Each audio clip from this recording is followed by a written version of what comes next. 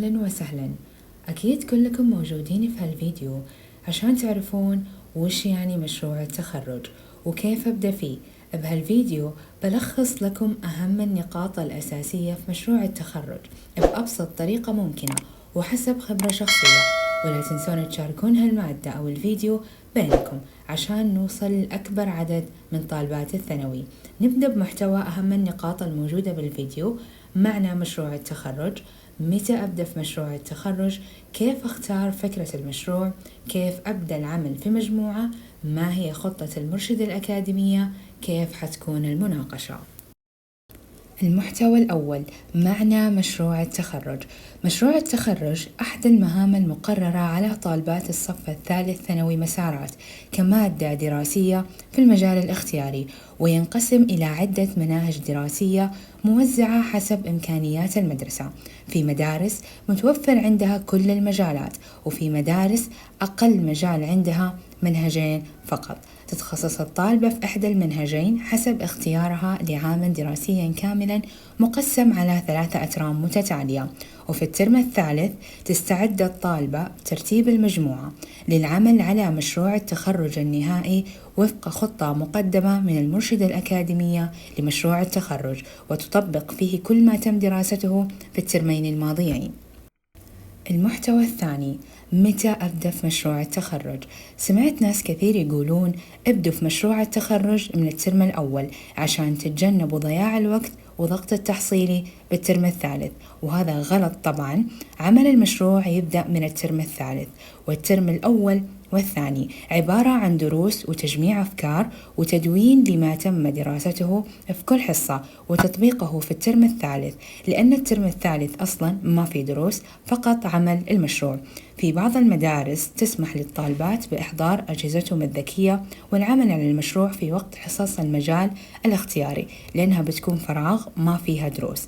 وفي مدارس ما تسمح بإحضار الأجهزة، لذلك المطلوب منك في حصة المجال الاختياري مشاركة الأفكار بينك وبين مجموعتك وتلخيصها في صفحة عشان يسهل عليك العمل عليها في وقت قياسي في البيت، وتقدر توازني بين العمل والمذاكرة. ومع التلخيص ما راح ياخذ منك الموضوع ساعة واحدة إلا وانت منتهية. المحتوى الثالث: كيف أختار فكرة المشروع؟ شفتوا لما نقول لكم لا تستعجلوا في مشروع التخرج من أول ترم، لأن فكرة المشروع مأخوذة من الدروس. تخيلي تختاري فكرة من دروس الترم الأول وتبدي شغل فيها بدون خطة وتتعبي، ومع دخول الترم الثاني تكتشفي إنه في دروس أحلى وأفكارها أسهل. وأساساً المرشدة الأكاديمية لمشروع التخرج ما راح تعطيكم خطة العمل من الترم الأول والثاني، لذلك انتبهوا، لأن خطة عمل المرشدة هي اللي بيتم تقييم مشروعك عليها بناء على البنود الموجودة فيها. لو سحبتي على خطة المرشدة واشتغلتي من راسك ما راح يكون في صالحك الموضوع. واحرصي إنه فكرتك تكون مبتكرة وفيها حس إبداعي، ولا تشاركيها مع المجاميع الثانية عشان ما يصير في تشابه في الأفكار أو اقتباس لشغلك وتعبك. المحتوى الرابع: كيف أبدأ العمل في مجموعة؟ فكرة مشروع التخرج تعتمد على روح التعاون بين المجموعة، لذلك احرصي مرة ومرتين وثلاثة في اختيار مجموعة جيدة للعمل. كل ما كانت المجموعة متعاونة حتنجزوا جزء كبير في وقت قصير، وإذا كانت المجموعة غير متعاونة صدقوني حيجي وقت التسليم وانتم ما خلصتوا ربع الشغل. خلينا نفترض أن المجموعة فيها 5 أعضاء، واحدة منهم حتكون قائدة على المجموعة وحلقة الوصل بين المجموعة والمعلمة المسؤولة. ولا ترتعبوا من كلمة قائدة، ترى المسؤولية حتكون موزعة بينكم بالتساوي. طيب إيش وظيفة القائدة؟ القائدة هي المسؤولة النهائية لكل عمل يتم تسليمه من قبل الأعضاء، وهي المسؤولة عن تقسيم الأعمال بين أعضاء المجموعة، وهي المسؤولة عن مراقبة سير عملية المشروع من البدء وحتى الانتهاء. ولازم القائدة تكون إنسانة مسؤولة وسريعة إنجاز عشان تضمن لنفسها ومجموعتها الدرجة الكاملة بإذن الله. وباقي أعضاء المجموعة لازم يكون عندكم حس بالمسؤولية في تسليم أعمالكم المسندة إليكم من قبل القائدة في الوقت المناسب. ولا تقولي القائدة عطتني عمل ما أعرف أسويه، بسوي أي كلام، المهم أسلم. لا لا لا لا. ما عرفتي شيء اسألي مجموعتك في جروبكم الخاص، أكيد حيساعدوكي. وإذا ما ساعدوكي ابحثي في المواقع، أكيد حتلقي فكرة تساعدك تنجزي بأفضل طريقة، ولا أنك تسلمين شيء ما يتقدم بحجة أني ما أعرف أسويه. ما تعرفين اتعلمي وطبقي، الموضوع مرة سهل. المحتوى الخامس، ما هي خطة المرشد الأكاديمية؟ هذه الخطة اللي بناء عليها حيتم تقييم مشروعك النهائي. المرشد الأكاديمية حتقدم لكم ملف PDF فيه خطة المشروع من وإلى، وهذا الملف تقرأيه قراءة وتفهميه، لأن مشروعك قائم عليه.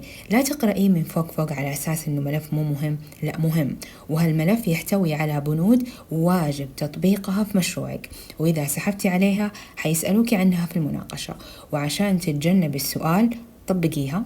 والبنود الموجودة في الملف جدا سهلة، لا تشيلوا همها وتحسبونها شيء يبغاله جهد، لا، هي مجرد إضافات تساعدك على سير عملية مشروعك بطريقة صحيحة. المحتوى السادس، كيف حتكون المناقشة؟ هالمحتوى بالنسبة لخريجات 2024 كان كابوس، بما أنهم أول دفعة مسارات والدفعة اللي كانت بوجه المدفع. بس فكرة المناقشة جدا بسيطة وسهلة. أول شيء لازم المجموعة كلها تكون ملمة بمحتويات المشروع من وإلى، ما تقولون إنه خلاص القائدة هي تشرح وهي اللي فاهمة وإحنا مو لازم، لا. أساسا فكرة المناقشة تعتمد على عدة نقاط، ومن ضمنها روح التعاون بين الفريق.